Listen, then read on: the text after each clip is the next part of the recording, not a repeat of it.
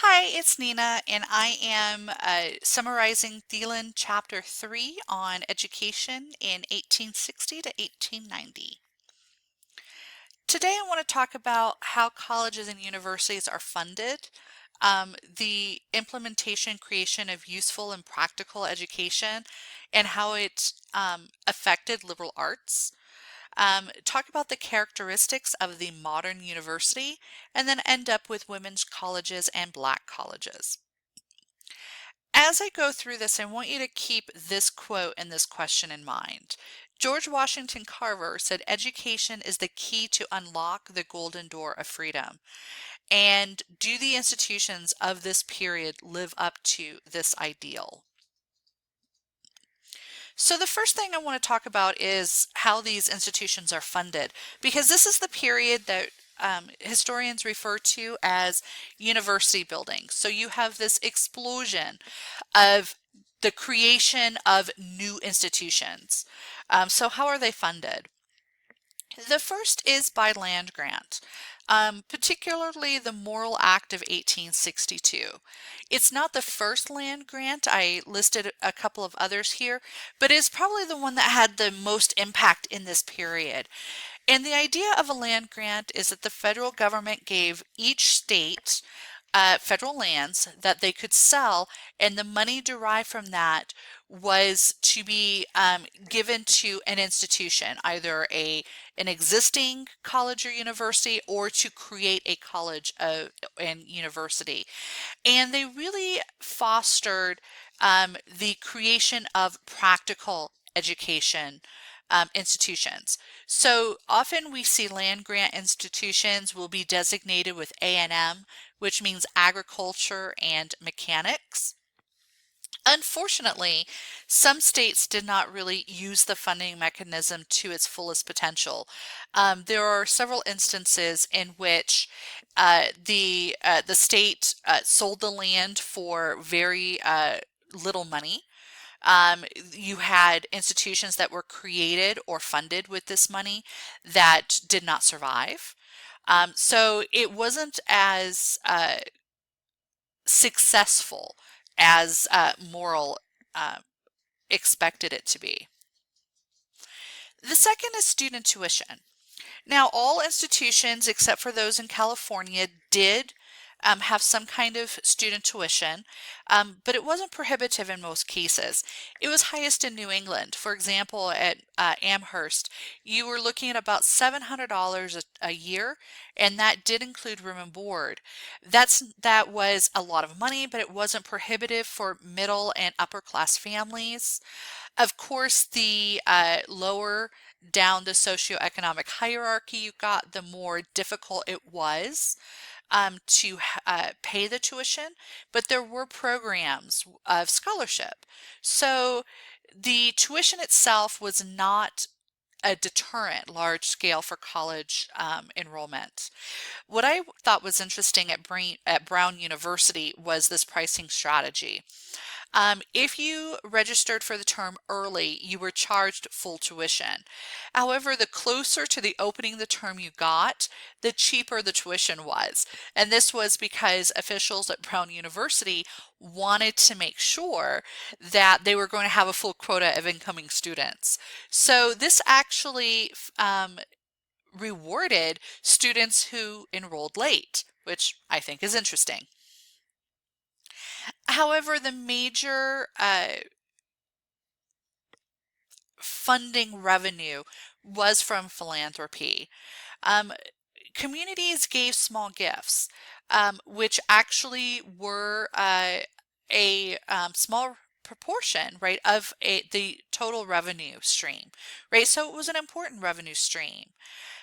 Religious groups also gave money. For example, a Methodist group would donate money to an institution that was affiliated with Methodists.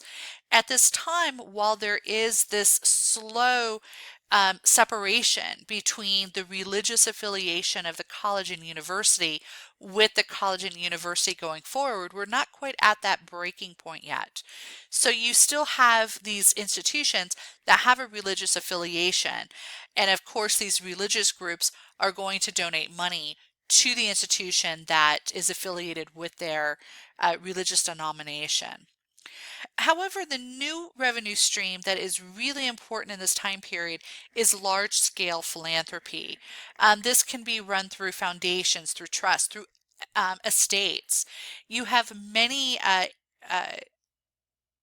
titans of industry, right? Like what we might refer to like a Rockefeller, right? Who is donating a significant portion of their wealth to a particular institution through a foundation or a trust. Um, there's very little record that these philanthropists actually gave any kind of um, structure to their gift. So they didn't say things like, this has to be used for X. They just gave it to the institution.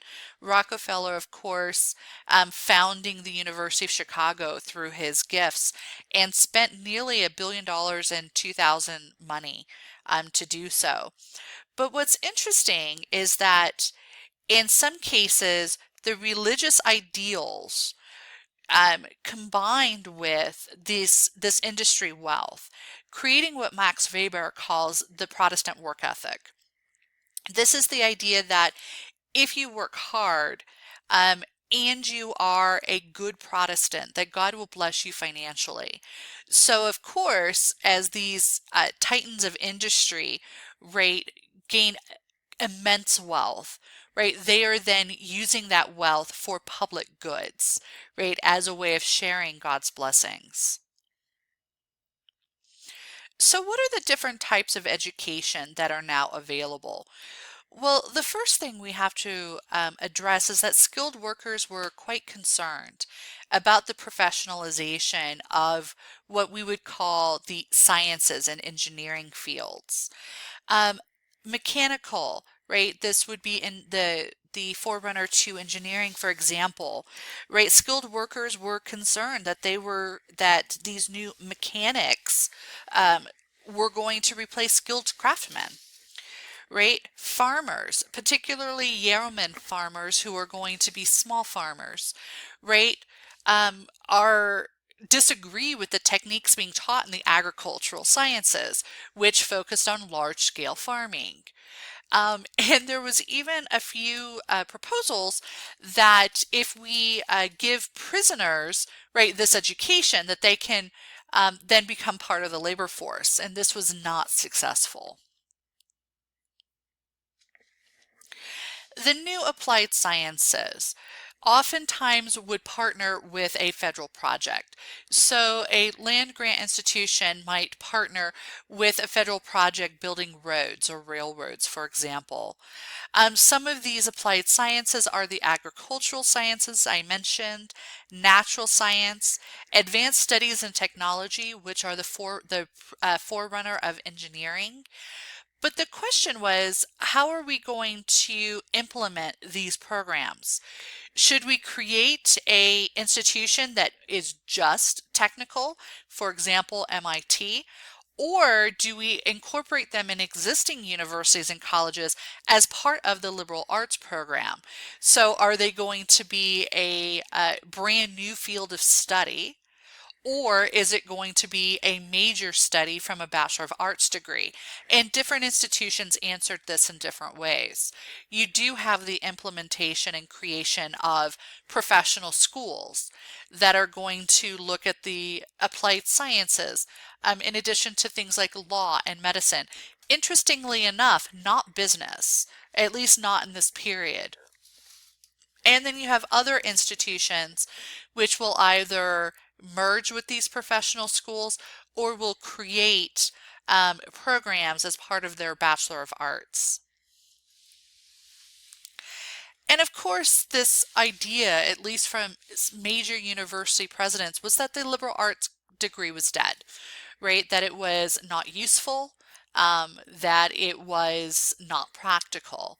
And yet, this didn't actually happen. Liberal arts colleges were financially stable and they did continue to grow in this period. Many of them would supplement their fields of study with the professional schools. So they would offer these new fields of study. professors would do research, they would do experiments, and they would publish in academic journals, just like the new professional schools and the schools dedicated to graduate degree. However, the main impetus of all of these liberal arts colleges was teaching undergraduates. So while their professorate did um, enter into the graduate study and the research being done at PhD institutions, right, they actually did that in addition to their teaching commitments, not in lieu of. So, what does a modern university, or what we might call a Research One institution, which has its foundations in this period, what were its characteristics? Well, interestingly enough, they had poor retention. Um, when you look at the raw data, and Thielen did this well, you have what looks to be pretty standard and pretty significant retention. In some cases, above 70% of students, of the percentage of students who enter who graduate. But when you dig into it a little bit further, what you find is that you have really poor retention from the freshman year to the sophomore year. So many students leave and then are filled in by students coming from other institutions, right? So very few students who start at an institution actually graduate. The other thing, what happens is that you actually have declining enrollments as looked at as a percentage of the overall US population. But this is because we have huge immigration waves. So as the population rises, right, even though more students, physical students are going to college, it is a lower percentage. However, they have very dynamic student life, particularly at Yale, which becomes a model, where students organize clubs and activities, athletic events, school songs, etc., for each other. And Yale actually had a very elaborate system of rewards and punishments. So students who did well in extracurricular were actually given status amongst the student population. And of course, if they did not succeed, they were punished. So women's education came in three flavors. The first were women's colleges.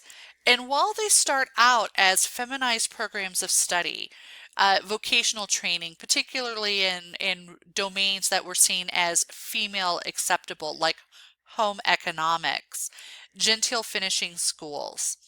While they start there, they actually become the template for educating women. They begin doing advanced programs of study. They found organizational organizations like what we would consider sororities. So their structure and their organizational culture does become a model for others to emulate. And they're actually very well funded by philanthropists. Co-education has mixed results. While institutions chose whether or not to include women along with men, these institutions did not actually discriminate against women, but the student body did. For example, women were barred from participating in extracurricular activities. So many of these women actually created parallel extracurricular activities for women only. And while they were there, they were absolutely tracked into particular areas of study that were seen as female friendly, home economics and teaching being on the top of those. The normal schools are schools to prepare future teachers. It resulted in the professionalization of teachers, and it was largely dominated by women. Lastly, talking about the Black colleges, these were funded by Black churches and community associations. They set aside scholarship funds for Native American. Unfortunately, large-scale philanthropists really pushed useful education rather than any kind of um, professional degrees, this is seen as race baggage and was unfortunate.